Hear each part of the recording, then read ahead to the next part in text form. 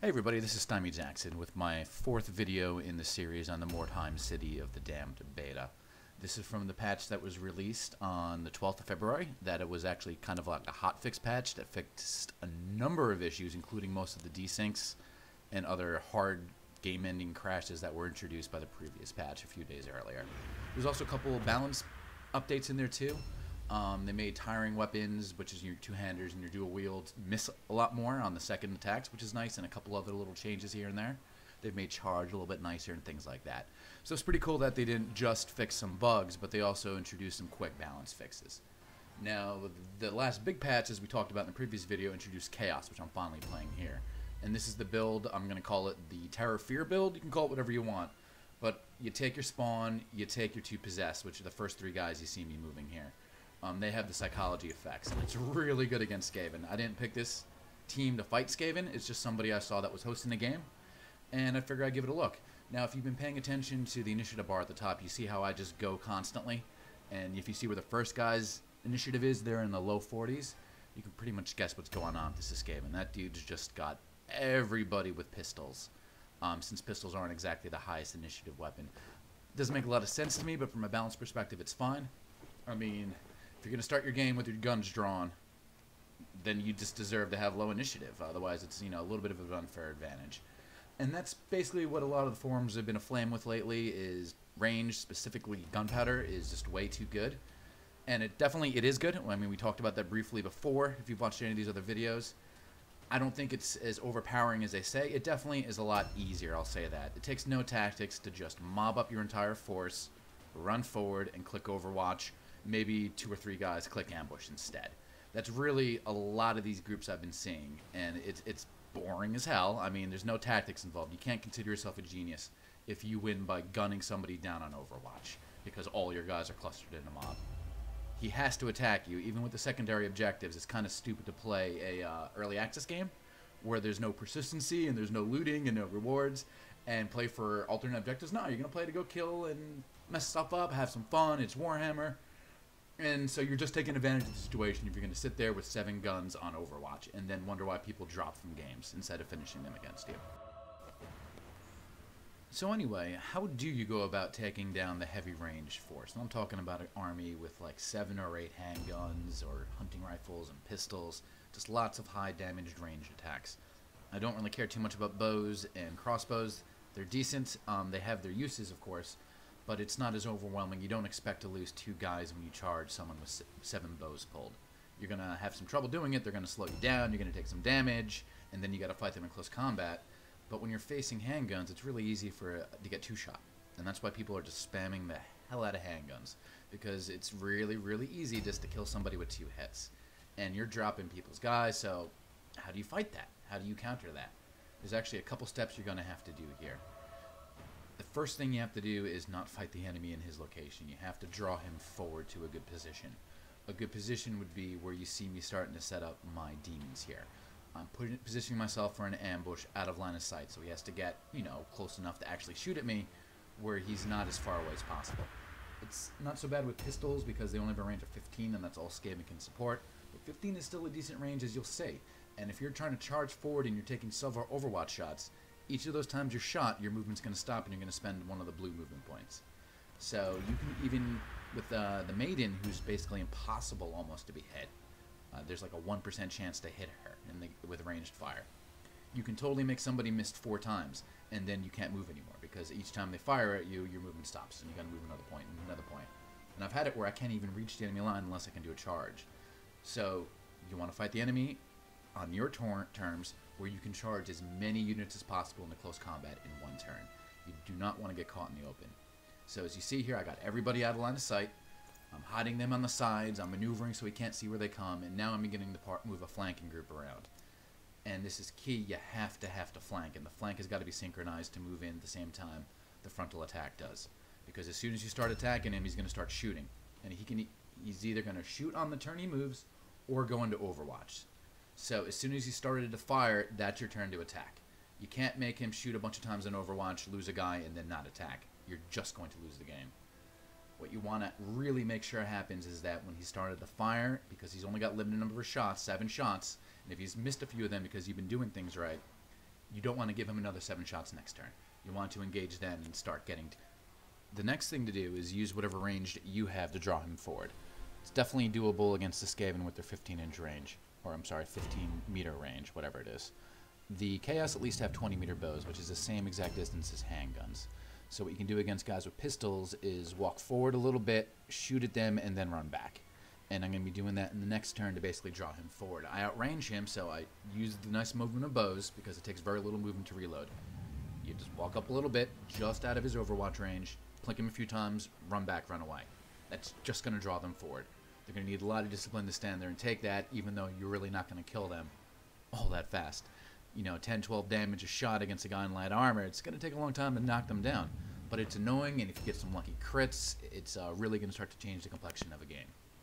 If you lack that, as the sisters, you can just use your maiden. Just run your maiden around and make them miss Overwatch until your guys are in position. Hopefully they'll get nervous. Just make sure you don't get into close combat with his guys, where he charges you with 3 of his melee dudes while the rest of your team is hiding. But you use the sister to draw him out, frustrate him, get him angry. Poke guys up and around like 40 yards away, just, you know, in line of sight, but out of range. And so he sees your guys running around the back, and maybe he'll go after them. You got to draw him forward. You can't fight him on his terms. If he's not moving, collect all the damn word stoners. Oh, and somehow I do not trigger that trap, at least. But again, the main point is, don't fight the enemy on his terms. Fight him on yours as much as possible. And when you're fighting a ranged heavy force, your terms means hitting his guys with as many melee attackers at once as possible, to prevent him from just focusing fire and eliminating a few guys at a time. So you have to come from multiple directions, and you have to force them to make some tough choices. So anyway, we now move on to my opponent's turn, and as you can see from the quick view of the overhead map, he's moved his forces into position. He is just outside of range right now, so I'm going to continue with ambushing my guys in the front, my demons in the front, while the most key part here is moving my flankers around to get in a good spot. So if I can send 3 or 4 guys up the front, as well as 3 or 4 guys around the flank, that basically means I'm engaging, you know, 6 or 7 guys at once. The last 3 guys can shoot, they can support, they can move around. But the whole point is that you want to make sure you're attacking with as many guys as possible with melee. Here, it begins with the Overwatch, and even though I've given him nice modifiers because I'm attacking him through cover, you know, he's got to shoot through the doorway, he's still got the hit, and that's going to happen a lot until I think they rebalance hit percentages appropriately. So that unfortunately freezes my movement, and I've got to do nothing else but go into ambush, and I'm pretty much expecting to lose that guy. Now, with the commitment made, I've really got to start distracting him. I committed probably a turn earlier than I wanted. I wanted to just move that guy into position. So here's what I was talking about with the archers. You move to just about maximum range, and you start plinking. And here I'm plinking at his boss. You know, could have gone for a softer target wearing no armor, but in this case, I want to piss him off. So I want to show him as like, haha, I've got the range, you don't. And hopefully take a little bit of heat off my flanking force, because without them, it's dead meat. You just cannot compete. If he's got his front walled off and you're only attacking a few guys at a time, the stronger range is going to win in that case, especially since shooting into melee combat is still a little bit too powerful. Even with a 30% modifier, you know, it would take a 90% down to 60%. That's pretty much what it is. You're talking 50-60% chances to hit, and then you can aim to bring that up another 20%. Yeah, you want to tie down as many guys as possible. The other big key thing here is since you're attacking as melee, you get to dictate what the matchups are. So what's really important, especially with a psychology team like Chaos, is to work the psychology. Get the fear going so they can't retaliate. Get the terror going so they can't counterattack you. You're in their face and they got to blow an entire turn doing nothing because they have no AP, or they're just going to completely miss.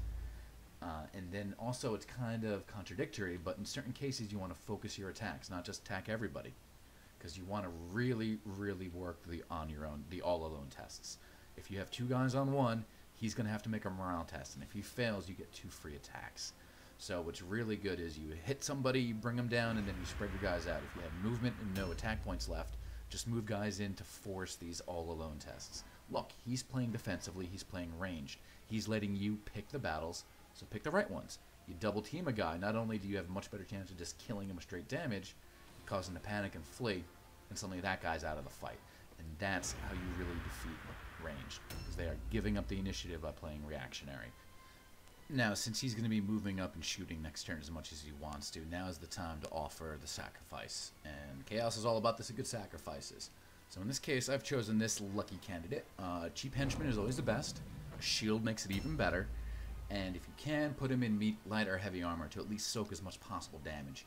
Every extra shot that person eats is less overall damage you're going to be taking. You want him to force overkill. I mean, if he blasts away and kills only one of my guys outright and badly hurts another, I consider that a win, because now, even though I'm already down one or two guys, I still have the advantage. He's not in any defensive stances, and I've got psychology on my side, and I've got the all-alone test on my side. Plus, I get to decide who fights where, so I can go after guys that are weaker in melee combat. Alright, so it's still looking grim for this Possessed, but as long as he holds on, he's a threat. And as you can see, he started, like I was talking about before, the guy's starting to commit. He's making his shots. He's making Overwatch shots and action shots. So for every guy that fires into my Possessed is one less to fire at the rest of the team. And that's what it's all about, because the problem with ranged is you just attack less. Heroes with a pistol, sure, they can do aim shots, but they only get one attack a turn. If you don't switch out at the right time to your damage set, you're giving up 2 melee attacks that can hit just as hard as 1 pistol shot. Anyway, a lucky break and he triggers the ambush of my Possessed, and then on top of that he fails his fear test, which is fantastic. So now it actually, instead of just losing a guy outright, he got greedy. He was trying to work the shots. You know, he's trying to get a clear shot off, because don't forget, other models do black line of sight. So if he's shooting from behind one of his other Skaven, he may not even have the ability to take a shot. So he brought this guy up, and now he pays the price. He should have brought a melee character in. That way he'd be able to counterattack and not waste and be able to go into a defensive stance. So luckily, you know, I get a chance to do some casualties with my first flanker. And the Grey Seers are a great target because they have the spell that can allow the dirty rats to ignore all alone tests. I don't want him doing that. I want him taking as many as possible. So look out a little bit there. The guy gives me the right target to fight. In the meantime, for the rest of the team, you see the enemy begin piling on the target I gave him. And you know what? That's fine. I wanted that guy in the middle to get hit. It may have been better if I had been up a little bit farther and used the corner of the building to get a little bit more cover and make it even harder to be hit. But then I don't want him really shooting at my archers. Frankly, I want all the fire going on the armored guy with a shield as much as possible. So here, you know, there was no cover in the middle of the road. I took the loss as it is, and here it actually works out because he really focuses almost all of his shooting onto that guy in the middle, who's, sorry, but he's Mr. Expendable, and that's just the way I need it.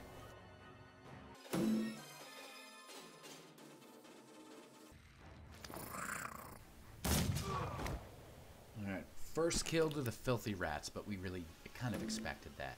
And at this point, look at that beautiful line of rats. You know where my guys are hiding, right? Right around the corner.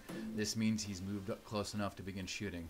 And this works pretty well with rifles too, because rifles only have a 20-meter range. Pistols have a 15.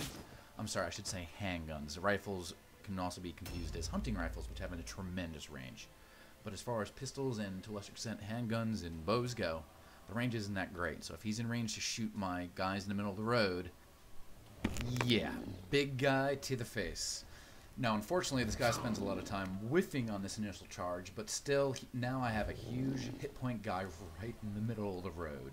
He does block off a lot of real estate, so he's going to limit my ability to get attacks in. He's also going to eliminate my ability to, not eliminate, but limit my ability to get all alone tests. But that's fine. This guy is a tank. He's going to be able to really take the shooting, and eventually he's going to start hitting and doing some damage. And now everybody moves in. Now, as you see, I do have problems with my front here blocking off the attacks, which is why flanking is so critical. Don't flank a ranged guy and attack him from multiple paths at the same time. You will lose. But here you see me jumping him from both sides, and it's going to make all the difference. I do make the executive decision to withdraw this damaged guy rather than go engage his close combat. I really want to keep punching his ranged units as quickly as possible. They're light targets, they're not in defensive stances, and they can't counterattack. So it's in my benefit to kill them before engaging melee wherever possible. He's going to bring his melee in anyway. So this guy's going to hold off for a turn. He's really, really low. I'm still going to use him again later. I'd just rather wait till there's more targets involved and just don't give away a free kill. But even though it would be better maybe to withdraw him outright, when you're fighting a ranged band like this, every attack counts, and you really got to commit to doing it. So it's a gamble, but that's just the way it is. You want to beat range, you got to work for it. So I commit my leader, who's been sitting here protecting the archers, and I try to mess around a little bit with spells. The unique ability of this guy is that when he attacks in melee and does damage, his spell casting becomes a little bit cheaper, so I'm experimenting with that here. It might have been a good idea really to send this dude up right into the midst of the enemy and do Word of Pain, because Word of Pain is an AoE attack based around your caster. and I could have hit a lot of filthy rats with it. But overall, I'd much rather have this guy tying up the storm vermin, because you think an archer or two and my boss, we should be able to deal with one henchman pretty quickly. You think?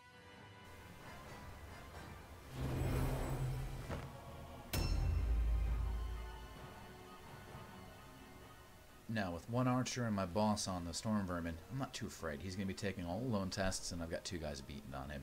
What I really want to do is keep engaging guys that have guns. So this guy's going to relocate and go after the target that I really want, which is this other Grey Seer. If I can take out his other Grey Seer, he's no longer got any protection against all alone tests, and he's only going to be relying upon the really low Skaven leadership.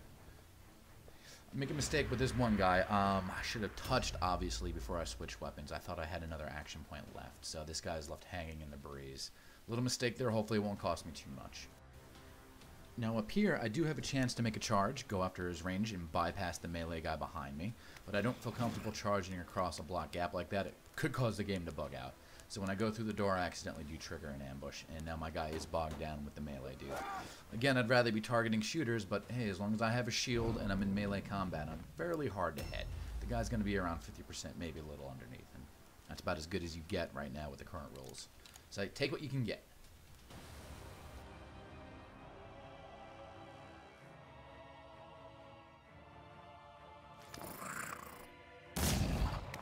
And here, more than anything else, is what I think is broken with ranged. The ease of shooting into close combat. Again, there's a lot of suggestions on how to fix this, such as causing friendly fire. I'm pretty sure the devs have not put friendly fire in yet. I do think they want to. They've indicated it. It's just those kind of things that cause a lot of bugs, so I have no problem with them taking their time. But as you're going to see, that even though he's a big target and only is a little bit easier to hit, he is just getting power slammed. Doesn't matter that my big guy's in combat, and I've seen this a lot too. It's just people shoot into with impunity almost into close combat, and they hit far more often than they miss. And that is the real broken part. So how do you defeat it? Again, you engage as many of them as possible to keep him from shooting. 1 or 2 pistol shots is not going to kill a guy. 3 or 4 will, so you have to deny that or at least make him miss those shots.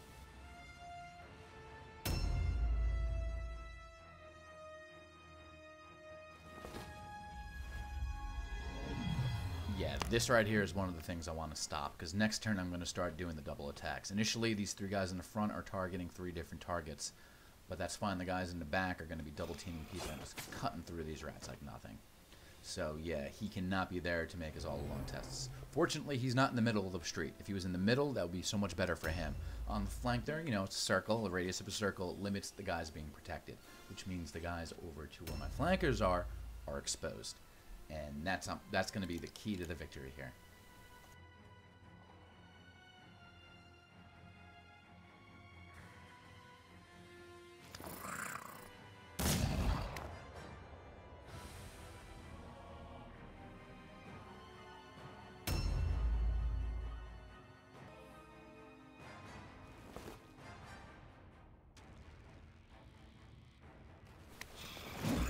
Good old fear. It makes these possessed so hard to hit when it works. It's not reliable, so you got to be careful, but it's great against henchmen with their low leadership, so you can use them to really gain the numbers advantage. They can attack you back, so you can rip them apart fairly quickly with impunity, taking a little bit of damage on the way, and then you can go after the harder targets. Of course, if he's going to offer you a mage to your possessed, then yeah, you take that mage. Otherwise, you go after the softer henchmen wherever possible. Kill them quickly, and enjoy the fact that if they fail their fear test, which is very likely, they will do very little damage in return.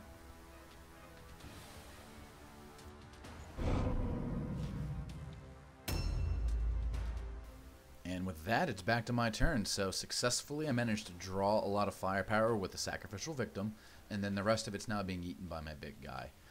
If you don't have a big guy, then obviously other tougher guys with some armor and shields is the way to go. Make him split his fire too, if at all possible.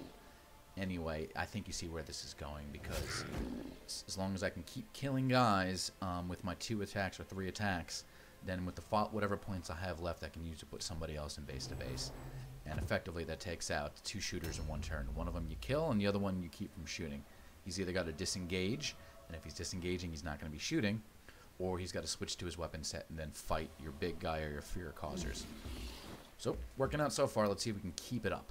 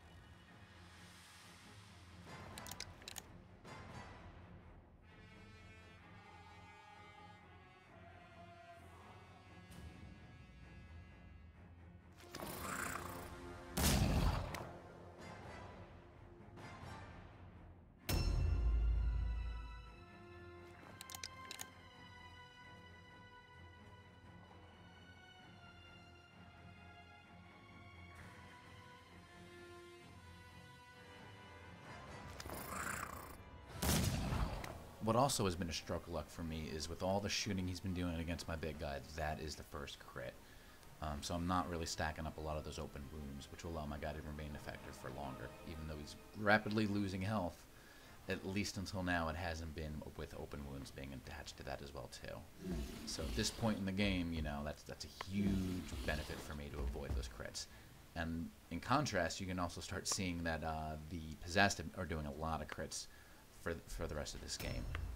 And that's because Chaos, their big advantage, actually, if you look at them, is all their heroes have high critical skill. I forget the actual name of this tribute for it, but it's at a 6 across the board for all the heroes, which means it's effectively double the average person. So they are going to crit a little bit more often than normal. And that's actually a big help for the Possessed, because they can't use weapons at all. They got to use, you know, their bare hands. So a little bit higher crit rate goes a long way with them.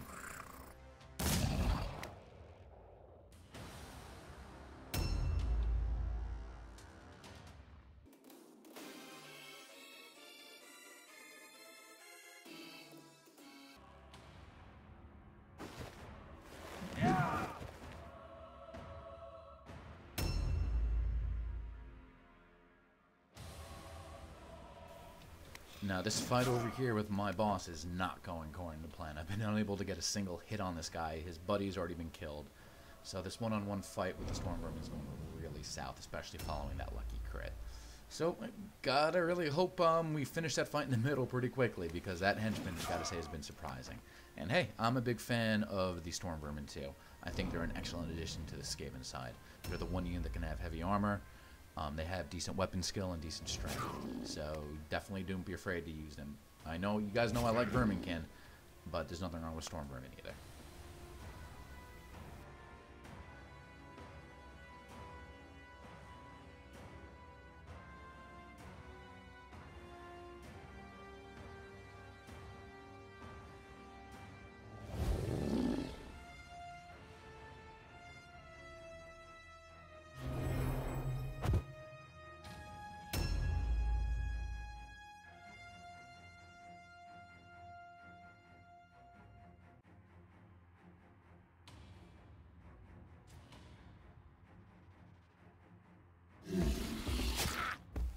Yeah, that's what Daddy's talking about. Those crits are wonderful, and they make up for all the missing I've been doing in the last turn, which I'm sure you were aware of.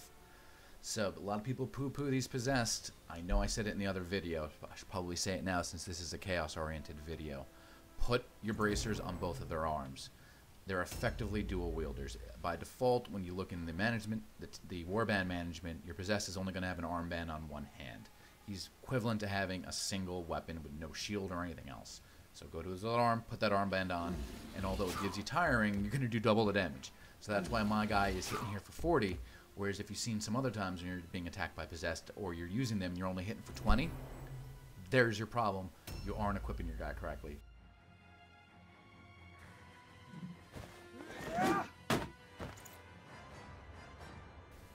Now, while the Possessed are starting to shine really well here, my boss continues his completely incompetent display of martial ability, and another turn of no damage.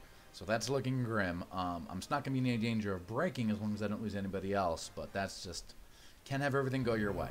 However, I got to say things are going much worse for my opponent now that I was able to pull off that flanking move. And up here is going to bring the end of the game. I'm going to make one final attack, killing off one final badly injured rat to really knock his morale down. I don't think I got his leader, but he's still going to be failing here because his morale is just too low. I've done enough casualties, thankfully. So I hope you all enjoyed this video, boys and girls, and even if you didn't, at least I hope you learned a few things. It is possible to beat mass ranged. It is totally possible to beat mass blob in Overwatch. You do got to be patient, and you got to work hard at it, which is unfortunate, but the reward is, man, does it feel satisfying. So that's it, and I'll see you all in the city.